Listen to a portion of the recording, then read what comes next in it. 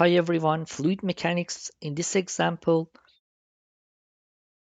we are reviewing a steam exhaust steam which leaves a 4 feet diameter chimney here.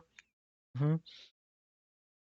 And with a velocity of 6 feet per second in a vertical direction, as you can see here. That's V1 equal to 6 feet per second, and exit like in horizontal direction by V2 like 15 feet per second. We want to know what is the horizontal component of the force that the blowing wind which exerts to the steam. We want to calculate the force which apply to our control volume and which moves the steam to the right.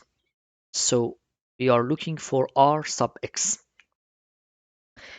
We do know from the momentum equation that summation of force is equal to rho q times delta in velocity, and we can also infer that rho q is m dot, and we can also say summation of force in x direction is m dot times difference in velocities. So let's see how we can create those relations. So the very first one is the momentum equation. Summation of forces in any direction is equal to density times discharge times difference in velocities.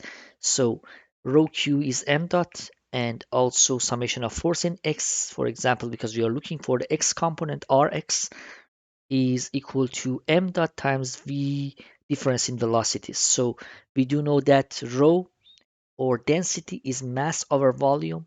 So mass is equal to rho times v, and at the same time discharge is volume over time, so we can replace the volume like discharge times time. So then replace in the main equation, you can get m is equal to rho q times t, and if you make a first derivative of that, it's is m prime or m dot is rho q based off t, that's dm over dt. We show it by m dot or m prime. So this V is volume here, and the other one here is volume, and in the main equation that's velocity. Be careful of that. Then summation of forces is rho q times delta V based off main equation, and we can also infer that summation of force is m dot times delta V because rho q is equal to m dot, and it's just nothing but the main equation in terms of what we can replace it. As soon as we know that, and also we do know the mass in is equal to mass out. The flux coming in is equal to flux going out. That's m dot 1 is equal to m dot 2. So m is equal to rho air times velocity v1. a1 is equal to rho, again the same air, v2 a2.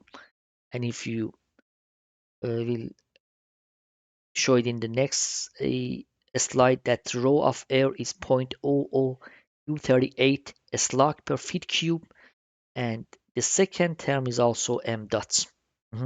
Summation of forces in x direction is, if we just go by x direction, is just m dot 2, the exiting flux, times v2, which is exiting, and in the entrance we have no x component of velocity, it's only horizontal component, so that's 0. So as soon as we know that, we can just jump down to the first part and calculate m dot 1, and that's equal to rho of air times velocity at 1, which is here, times p times 4 squared over 4, pd squared over 4, pi squared over 4 is equal to 0.179, and m dot 1 is equal to flux in equal to flux out, m dot 2. If we replace it in the main equation, it just simply gives us a summation of forces in x direction, which is equal to R sub x is equal to 0.69 pounds. So this is the physical properties of air. You can easily see that's density of rho in a slug per feet cube, and in normal temperature of what gas which we stream in a normal temperature, we just assume to be 60 degree, and that's this number times 10 to negative 3. We round it up to 0.00238. So it just says based off our control volume, Rx, which pushes the steam packet to the right, is equal to R sub x 2.69 pounds in our control volume of air. Thank you. We'll solve more problems.